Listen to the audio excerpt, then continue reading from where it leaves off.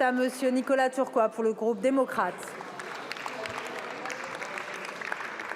Merci Madame la Présidente. Mes chers collègues, ma question s'adresse à Madame la Première ministre. Madame la Première ministre, je pense qu'en ce moment, nombre de nos compatriotes se sentent autant israéliens que palestiniens et nous sommes collectivement meurtris de la situation au Proche-Orient.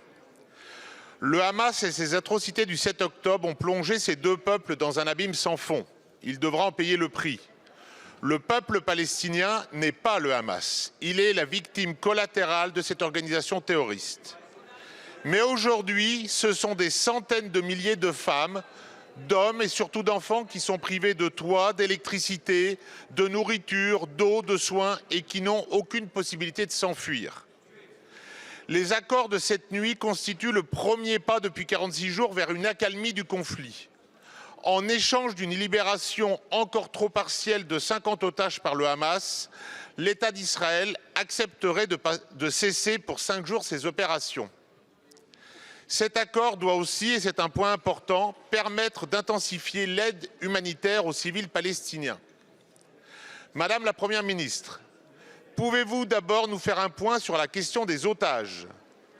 Peut-on considérer que cet accord pourrait être un premier acte sur la voie du cessez-le-feu? D'autre part, comment la France peut-elle agir pour venir en aide aux populations civiles en danger et avec quels moyens opérationnels? Enfin, quelles actions diplomatiques d'envergure peuvent être menées? Le conflit israélo-palestinien n'a que trop duré.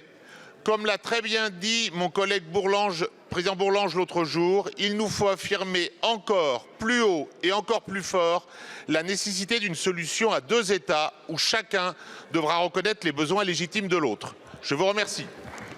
Je vous remercie, mon cher collègue. La parole est à Madame Chrysoula Zakharopoulou, secrétaire d'État en charge du développement, de la francophonie et des partenariats internationaux.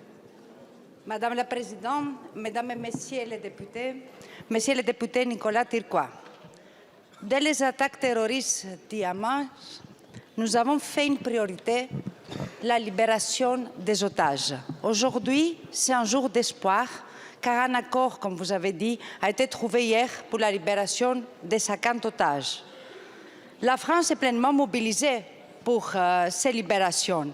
Le président de la République, la ministre de l'Europe et des Affaires étrangères et le ministre des Armées se sont rendus dans la région pour réaliser cet objectif. Et je souhaite ici remercier tous les États qui ont participé à l'élaboration de cet accord. Le Qatar, l'Israël bien sûr, l'Égypte et les États-Unis. Pour en venir aussi à votre question sur l'aide humanitaire de la France à Gaza.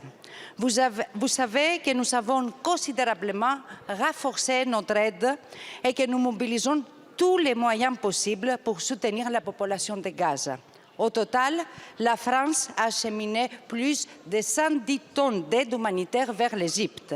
Et la France contribue à l'aide humanitaire européenne par 2 vols prochains, le 23 et le 30 novembre. Sur l'aide médicale spécifiquement, notre aide permettra de soigner jusqu'à 1000 blessés graves. Nous avons envoyé 2 postes sanitaires mobiles. Nous avons engagé les porte-hélicoptères d'Ixmoud qui se rendent en Égypte. Et nos établissements ici, hospitaliers, sont prêts à accueillir jusqu'à 50 patientes en provenance de Gaza, en particulier les enfants blessés ou malades qui ont besoin de soins urgents.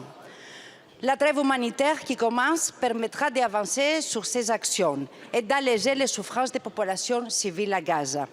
Nous continuons par ailleurs à œuvrer en cessez-le-feu comme l'a demandé le président de la République. Voilà pour conclure ce pilier humanitaire. Merci beaucoup, Madame la Ministre.